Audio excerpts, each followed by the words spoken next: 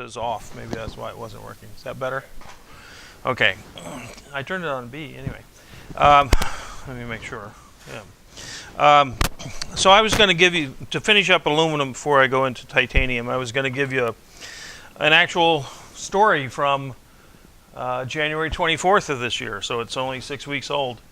So a company that I've done some work with that rebuilds the aluminum crankcase housings for aircraft piston engines. So if you got a little Cessna or a Piper or something, it'll have a 4-cylinder or 6-cylinder engine, and it's air-cooled engine.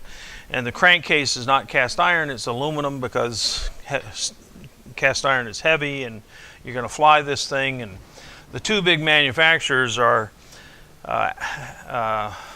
Lycoming engines out of where in Pennsylvania, I can't remember, but anyway, in central Pennsylvania, and the other one's Teledyne Continental engines down in Mobile, Alabama. They used to be up in Muskegon, Michigan, but anyway, they moved down to Alabama about 40 years ago. And in any case, they make a bunch of engines, but their engines, a little 4-cylinder engine could cost you $300,000. And a 6-cylinder might cost you $500,000. Well, why are these engines so expensive? Because you're buying a lot of insurance that goes along with them. Okay, if the engine fails, people tend to crash. And when they crash, it turns out people who fly airplanes tend to be on the higher end of the income scale, and they tend to sue when they're dead. Actually, they don't sue, but their families do. And so it's not that these things are really, really hard to make. We're still building them in many ways the way we built them 40 or 50 years ago. And these designs kind of go back to the 1940s. But anyway, you got an aluminum housing, which 2 clamshell halves, and you got a steel crankshaft that goes through the middle, because the steel crankshaft is very heavily loaded. But the aluminum housing really just kind of holds things together, doesn't have much stress on it. So if you want to think of it as, I've got, with a little flange here, I've got an aluminum housing and 2 halves of it. In the middle of this thing, I've got some bearings, and this is my steel crankshaft. And on the end of this, I'll have my piston housings, okay? And they're usually kind of horizontal. So the detonation, the piston is inside here, connected to the crankshaft, and the detonation is in here. You got your spark plugs out here, and so all the stress is on the piston can, okay? Piston head, they call it. But this thing, it just sort of keeps the oil in there. It's, it has the same pressure on the inside as the outside, basically.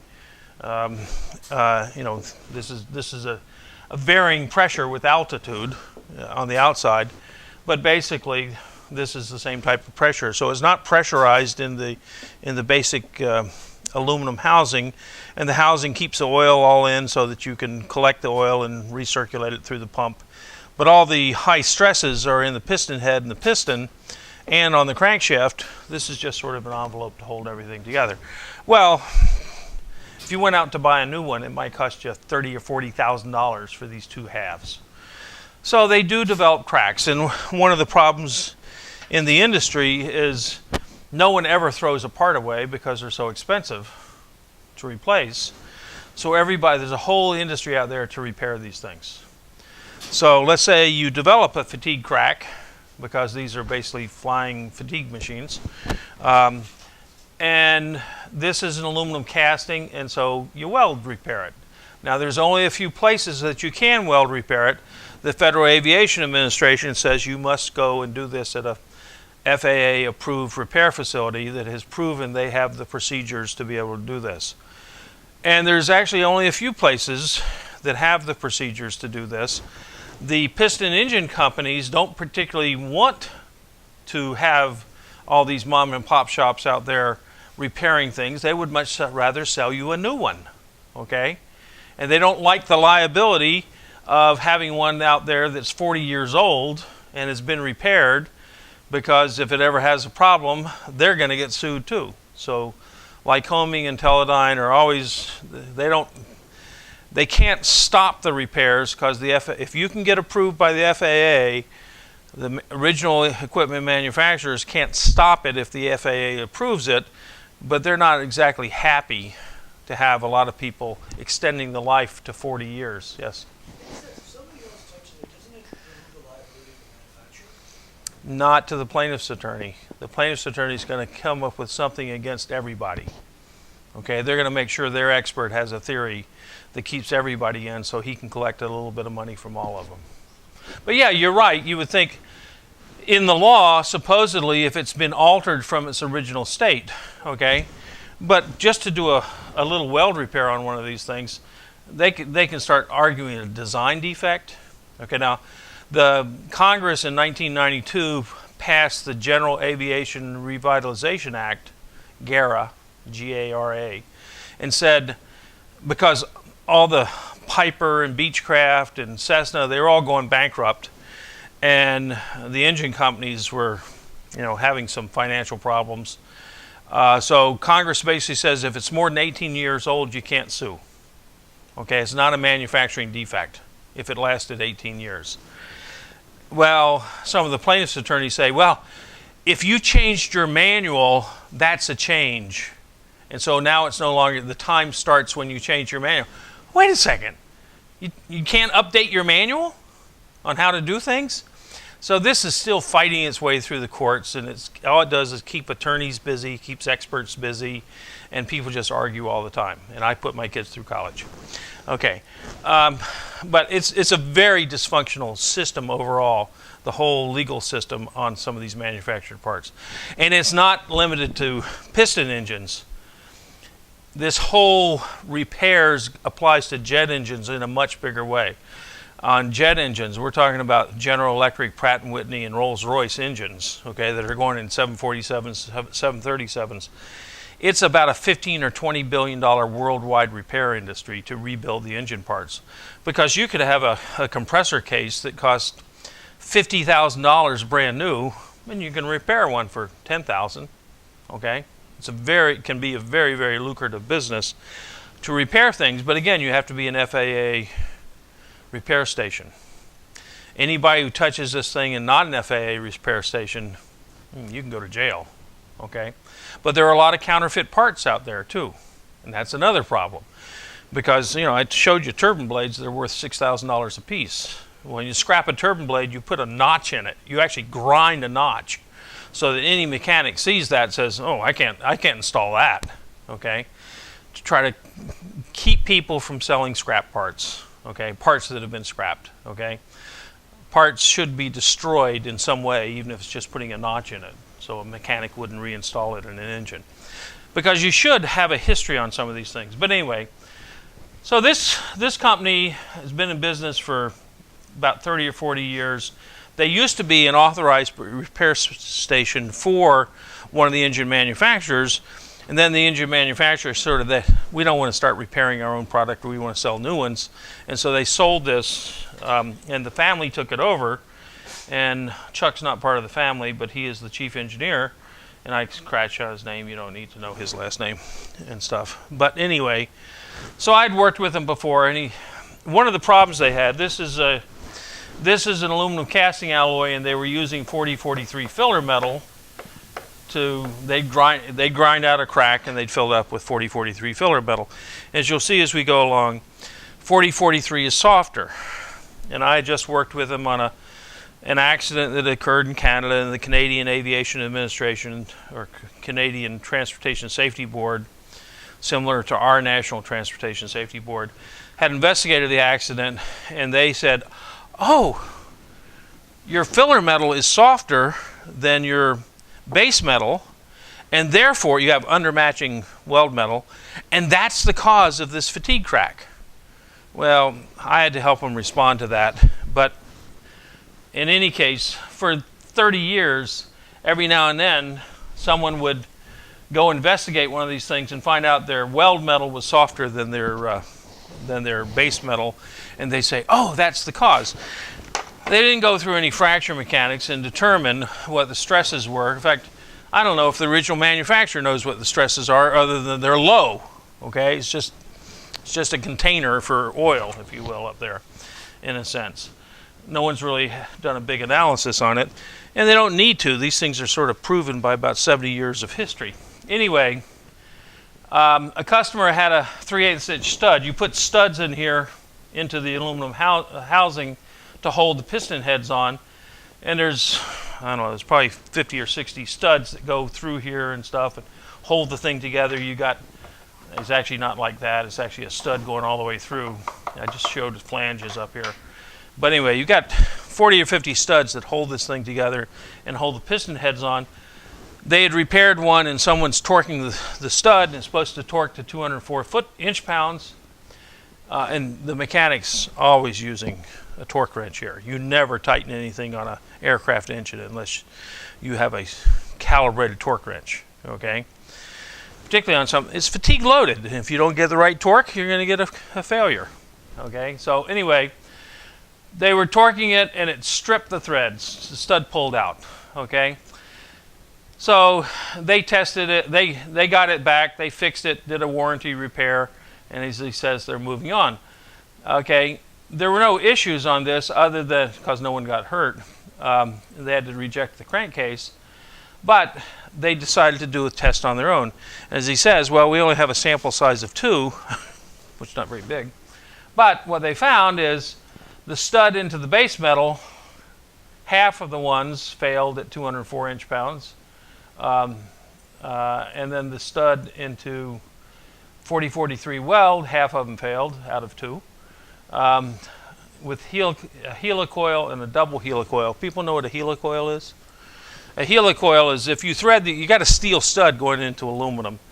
And one of the things you can do is you can put a larger thread in the aluminum, and then you have this helical coil that has a diamond-shaped cross-section rather than a spring with a circular cross-section.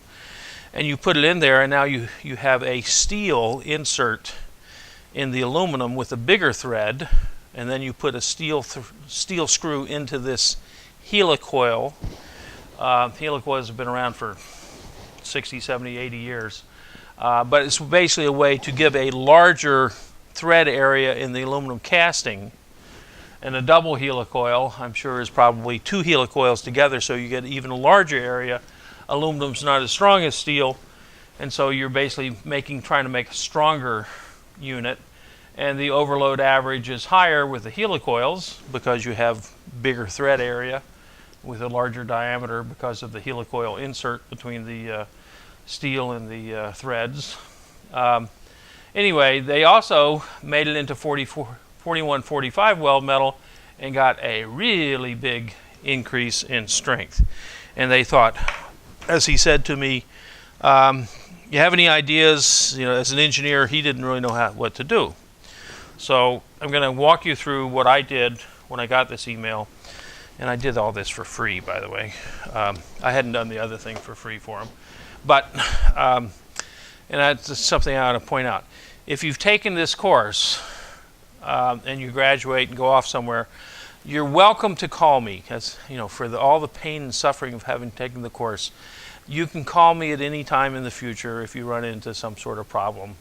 I don't mind talking to former students and trying to work you through the problem when you run into a real-world problem of your own. You know, I've said this for years, and I've only had about a dozen students take me up on it, maybe a few more than that, maybe a couple of dozen. And I usually have at least helped head them in the right direction, okay? So anyway, so I'm sort of helping him out on this. Well, first of all, he tells me that it's AMS 4280 alloy. I don't know what AMS 4280 alloy is. This is the Society of Automotive Engineers, SAE. You could call it the Society of Aerospace Engineers, but SAE is the organization for, I think they call it mobility, okay? Whether you're an airplane or a car, SAE essentially writes specifications for that part of the transportation industry, and they have a whole bunch of aerospace material specifications, AMS. So if you're Boeing or you're Lycoming, you're going to specify things under an SAE specification. Well, who knows what an SAE, I mean, there's millions of these specifications out there, but many of them are identical. So you can go to this little book, which is really just an index of all the SAE specifications, and you can come down here. If I blow it up, you can look up 4280. Am I close here? Yeah, 42. I can't even see it. 4280H, okay? And you come aluminum alloy castings, well, at least that sounds right. Permanent mold, that's the way they made the casting. 355 T71. Well, I can recognize that as a aluminum alloy association. 355 is the casting number, T71 is the heat treatment. And I could buy a little 10-page specification from SAE for $59. What a deal. $6 a page, right?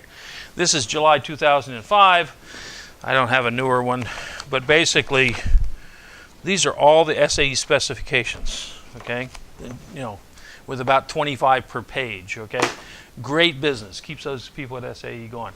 So now at least I know it's aluminum alloy 355. I had to look it up because he's used to calling it by AMS 4280. Tom Eagar doesn't know what that is, so he has to go look it up. That's not too hard. I own the book, okay? And it says the recommended filler metal, if I go to one of these aluminum association charts out of the welding handbook, which I had showed you once before, this type of chart. Under aluminum, if I have 355 alloy welded to 355 alloy, the recommended filler metal is ER electrode 4145. But it's got a few footnotes, okay? They got a lot of footnotes, okay? And one of the footnotes says you could use 4047, another one says you could use 4043. Well, that makes sense. He's been using 4043, so he's compliant. But why would you use 4043? And if you go over to other footnotes on the next page, it says, oh, you could use 409, 410, or 411 filler metal. So I had to go look all that up, which is still in the welding handbook. And here's the compositions. You don't have to worry about all these details, but here's 409, 410, 411, 4043, 4145. 4145 is very highly alloyed. It's got 4% copper, it's got 10% silicon, whereas 4043 is 5% silicon and 0.3% copper. So this is 4043 is lean alloy. That's why it's weaker, okay? And 4045 is highly alloyed. 4009 turns out to be the exact same composition if you check it as 355. Yes? Yes, can. But the aluminum has lots of ductility anyway. But the castings only have 5 to 10% elongation anyway.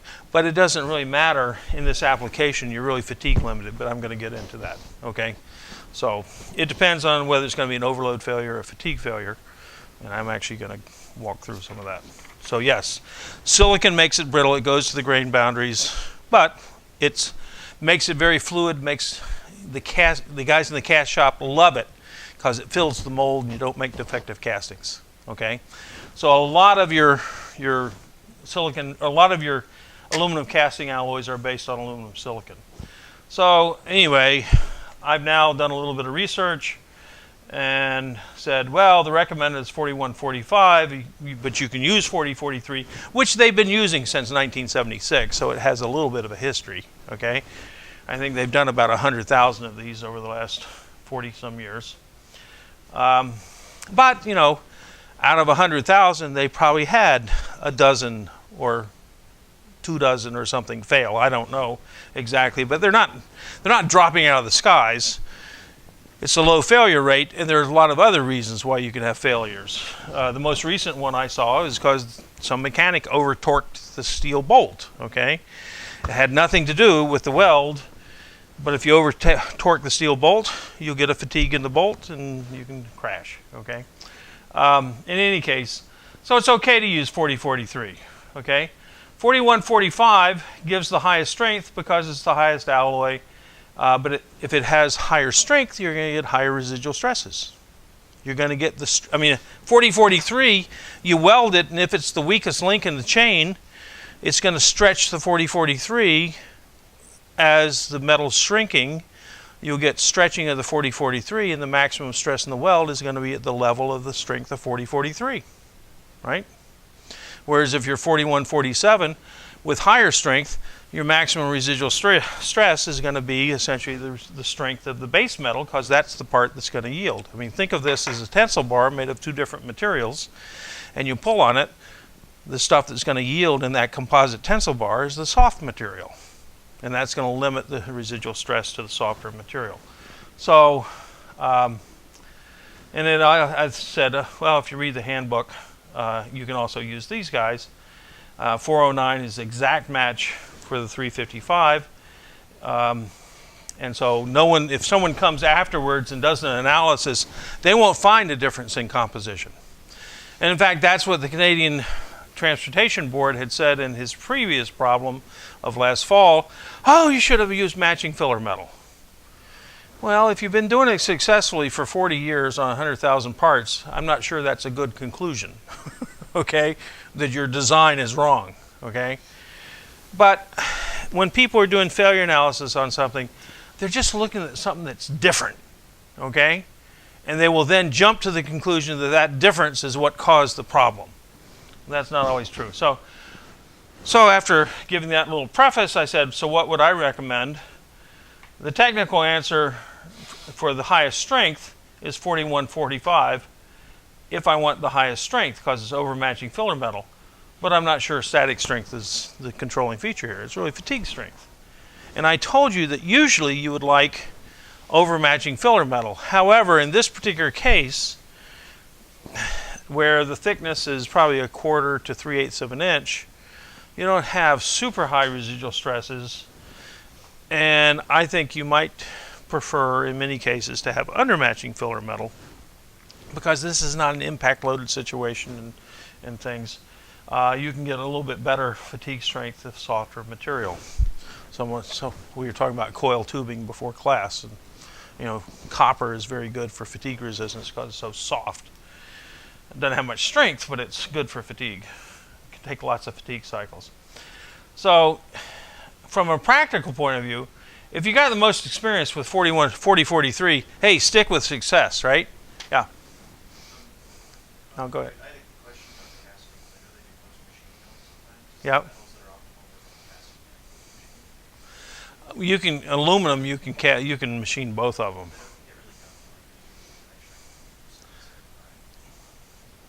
Yeah, I mean aluminum. Yes, aluminum is soft enough that sometimes it gets gummy, but it usually the high strength is not usually the problem. Usually, the higher strength, the better the chips come off.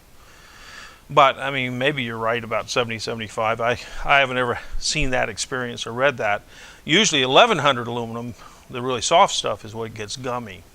Okay, when you machine, because it just sort of smears and bonds to the tool and things. Actually, I can imagine in 70, 75, you might think something's gummy, because if you're at the speeds people are machining today, they're going so fast they actually could get a diffusion bond of the aluminum to the steel cutting tool, okay? Because aluminum is very reactive with steel. You generate enough heat and you start coating your cutting edges with aluminum, now you got dull cutting edges. So I think if you're getting gummy on 70, 75, it may be that you're cutting too fast or trying to cut too fast. Okay, but I don't know. I mean, I've never machined, but I've gone to other shops. They say yeah. Well, my first comment to them would be slow down. Okay. I mean, but you really need to see it and look at the tool. I mean, you can see if you've done some machining and you've gotten something gummy, and in fact, 1100 aluminum. I've ended up stopping and looking at the cutting tool, and boy, I just made a diffusion bond of aluminum to the cutting edge. Well, that's great. No wonder it's dull. Anyway, but the thing is, in machining, back when I was your age, we might machine at spindle speeds of thousands of RPM. Today we're going at tens of thousands of RPM. Literally, the spindle speeds have shot through the roof in the machine shops over the last 30 years. And that's really a result of new cutting tools, better machine performance in terms of when you're going at those speeds, you got to have a lot of precision in how you put the whole thing together. In fact, that's one of the things your dad worked on, right? So anyway, but it's all in the design of that cutting tool. Better materials and better design of the spindles and bearings and everything. Anyway, so if one thing you should do is just, hey, stick with success, and the once every 10 years someone criticizes your undermatching strength, deal with it, which is what they've done. However, 4009 is match composition. It doesn't have too much strength that would give you poor fatigue properties like 4145. You could use 10 or 11, and people would probably have a hard time telling the difference between 409 if they analyze it afterwards. And this gives you some intermediate strength. You've been successful with low strength. You should be successful with intermediate strength. So what would I do? Well, I'd either stick with what you've got, or if you want to change and get rid of this criticism because people say, oh, you don't have the exact same composition. And that's a stupid argument.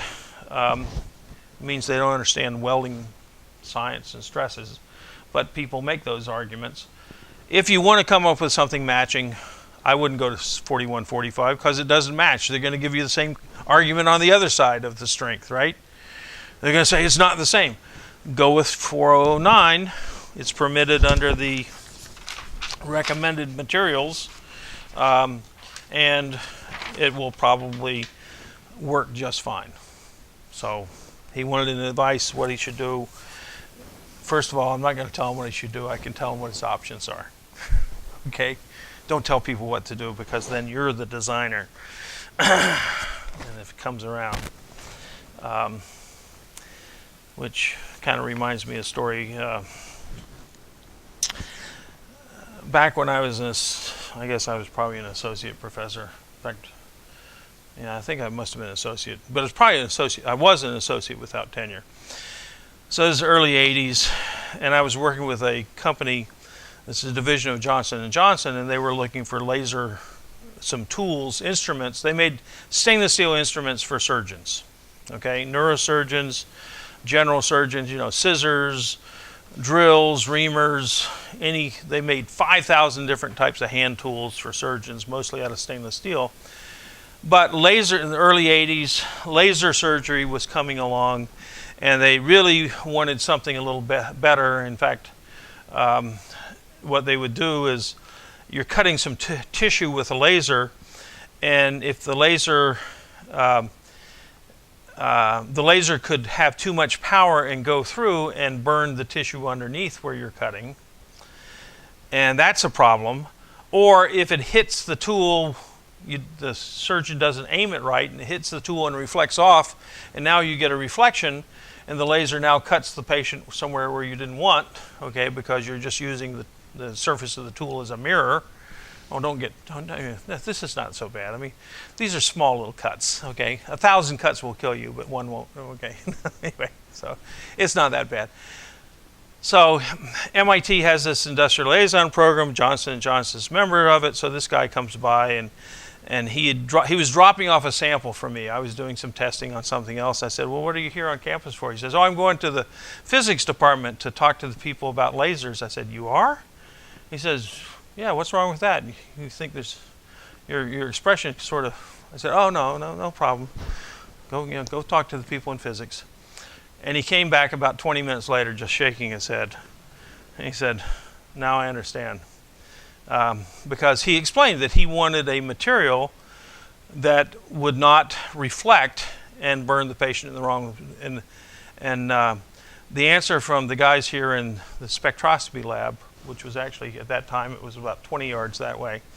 The head of the spectroscopy lab, this is the world's top spectroscopy lab, knows all about lasers. They said, well, all materials absorb energy from lasers. Yeah, well, some of them absorb 100% of the energy, some of them absorb 1% of the energy, so there's a range in between there from an engineering point of view might make a difference. Okay, but you couldn't tell that to a physicist. 1%, 100%, yeah, it's all the same. Okay, in engineering, that could be a difference. So I said, okay, well, John, sit down, tell me what your problem is. And he told me the problem that they wanted to cut the tissue they wanted to cut, they didn't want to burn through beneath that, and they didn't want to reflect. And I said, well, you're posing a problem that is sort of betwixt and between. To have an absorptive material, you want something with no free electrons, because it's the free electrons in a material that re-radiate the energy and cause it to reflect. I mean, what are the best mirrors? Silver, gold, copper, okay? They have lots of free electrons. I said, but if you want something with good thermal conductivity among the metals, you're talking about something that has lots of free electrons. Silver, gold, copper, okay? I mean, so he was actually looking for two. I said, what you need is a composite. I said, it's too bad you can't use aluminum for medical instruments. He says, why not? Well, I thought, they might have some problems. He said, we make all lots of instruments out of aluminum. I said, you do? Then you ought to use anodized aluminum, because in anodized aluminum you get a top surface that is an insulator with no free electrons, aluminum oxide, absorbs lots of energy, and then you get the aluminum underneath, which has high thermal conductivity, which will diffuse the heat away. Okay? He says, oh. He says, how do we test that? I said, well, you go out to you make some little discs of aluminum, you go get them anodized, and get them anodized to different thicknesses, and I talked to him about how many microns thick. So he goes out and he gets things anodized 4, 6, 8, and 10 microns. We come back, I find a laser somewhere here at MIT, and we basically hit each one of them with a pulse of laser energy of the same, I think, as a YAG laser. And we just measured the temperature rise of each little disc. And you can figure out how much was absorbed. It's a little calorimeter, right? And we showed that if you didn't have any layer, you didn't absorb any energy, because aluminum's a great reflector. But with an anodized layer, and we showed, I don't remember, I have to go back and look at the patent, somewhere between 6 and 10 microns was sort of the best. And I actually sort of calculated that from the wavelength of the light and things. But anyway, we don't have, that's all made sense, okay, in terms of the wavelength of the laser and when you're going to get thick enough to have good absorption and thin enough that you're getting the high conductivity aluminum close to the surface, right? So anyway, the story of this, and the reason I started thinking about this story is they patented it. And I got 2 patents out of this, okay? Hey, good for my tenure. But I got nothing out of it. I've never made a dime on any of my patents, okay? Because the ones that I patented through MIT, no one is using. And the ones I patented through companies, they're all using, but I did it as a consultant, and so they had all the rights. So anyway, I've never gotten any royalties out of any patents. But in any case, when the patent issued, about a year and a half later, all of a sudden I thought, uh-oh, if anyone ever is using this and someone gets burned or injured, Johnson & Johnson could be sued, but my name's on the patent and I could be sued. So I wrote a letter to Johnson & Johnson and said, I want to be indemnified, okay? That if anyone ever sues you, you will treat me just like one of your employees, and your attorneys that are defending your other employees who are on the patent will treat me, and take care of me, because I don't want to see hundreds of thousands of dollars in legal costs because Johnson & Johnson gets sued, my name, and I'm an independent consultant.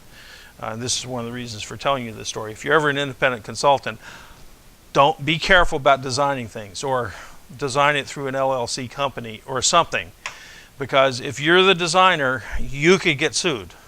If you're a big corporation, the big corporation will protect their employees, but if you get sued, you can be sued personally, and if you don't have the insurance that, and you can go out and get professional liability insurance. You know how it works?